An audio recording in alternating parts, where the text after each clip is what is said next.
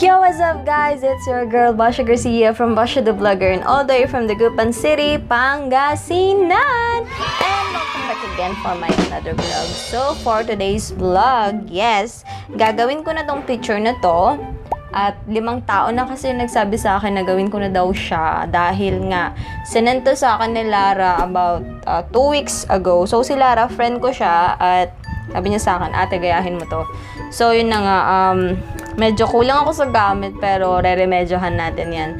So, sobrang excited akong gawin yan today kasi nga, ang daming naka-line up talaga pero yan muna yung pinili ko.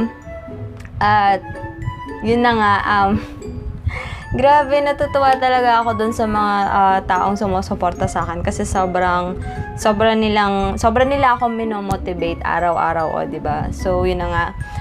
Gawin na natin tong video na to. So, without further ado, let's get started kasi excited na ako kung ano magiging result niyan and samahan niyo po ako. Tara!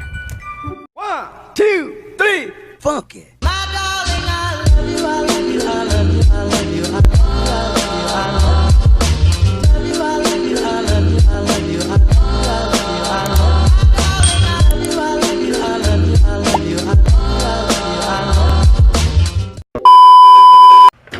So, yun na nga, mag-start na tayo sa ating primer at sa ating moisturizer. So, hindi ko pa rin talaga alam kung ano gagamitin ko, kung eyeshadow ba or acrylic paint at poster paint.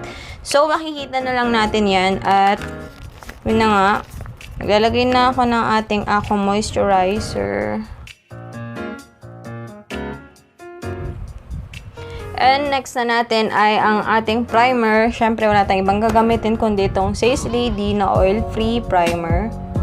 So, mag-primer lang tayo sa mga area na naka-open pore gaya sa ating T-zone. And next naman ay mag-foundation na tayo. So, 2 foundation yung gagamitin ko today. So, gagamitin ko itong Says Lady Longwear Foundation na shade of number 2.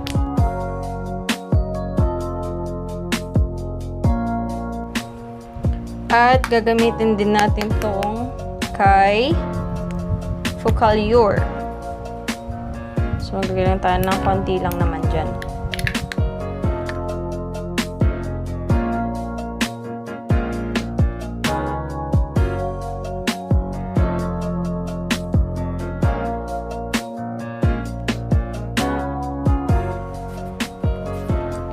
And then, let's blend it out using our beauty blender.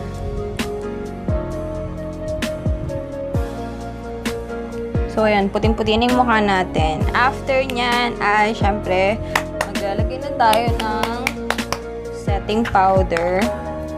So, gagamitin ko tong Magical Halo na loose powder.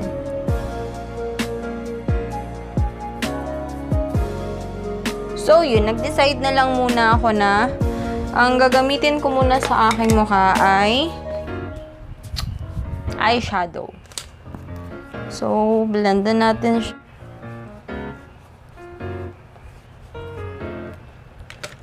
Okay, so kukuha na ako ng brush. Siguro tong blush on brush na lang para mas mapabilis. So, kukuha na lang ako. Hindi ko na ipapakita yung mga palette ko kasi alam nyo naman yung mga palette ko. Yung kay Jacqueline, kay Morphe, kay Lamuseland. Yeah, meron akong bago. Kay Lamuseland.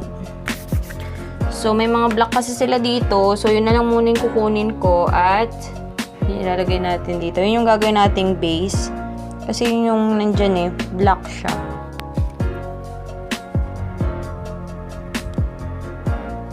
So, ayun, halos buong black na ata.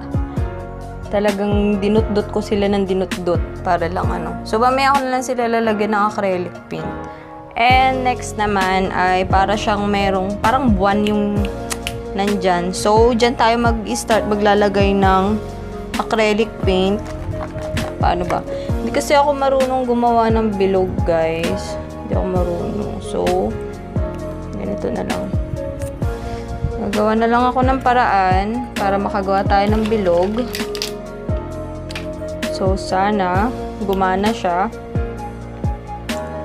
At kinuha ko na tong white acrylic paint. So, wait lang.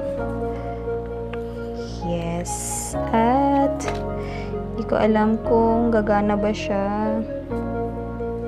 Yan. So, kumuha ako dyan at ididikit ko lang dito. Hindi ko alam kung bilog-bilog ba yan.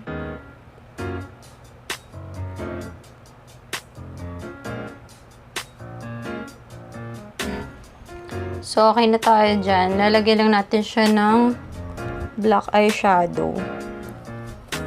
So, next naman ay blue. So, blue. May blue naman tayo dito na eyeshadow. Blue-violet, alam ko yan eh. So, paghahaluin muna natin tong blue-violet na eyeshadow. At, lalagay ko dito.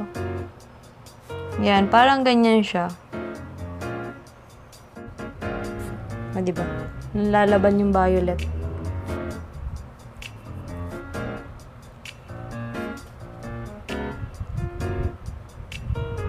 Okay, so next niyan, maglalagay ako ng acrylic paint na blue. So, titignan natin kung anong kakalabasan niya. Okay, so ganyan yung kinalabasan niya. Actually, wala akong violet na acrylic paint. So, pinaghalo ko na lang yung blue and red para maging violet.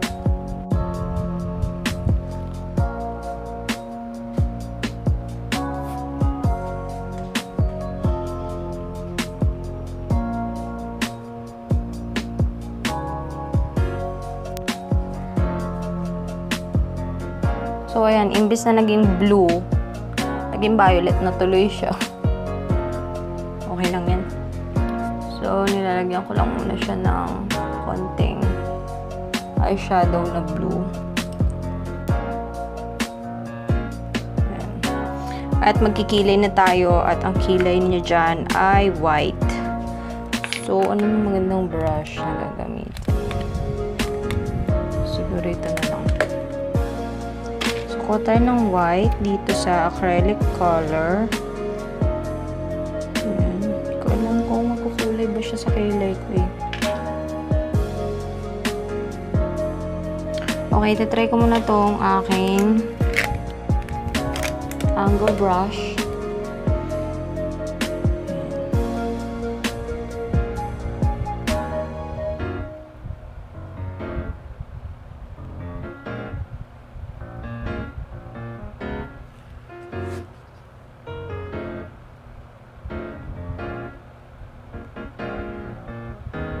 Gana. So, yun. Hindi ko alam kung fail ba siya or what, pero okay lang yan.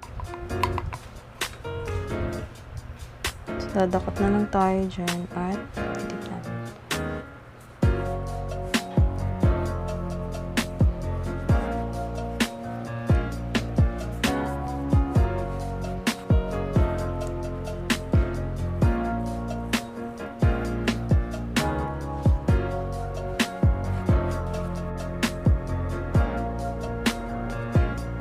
Okay, sa'yo na siya.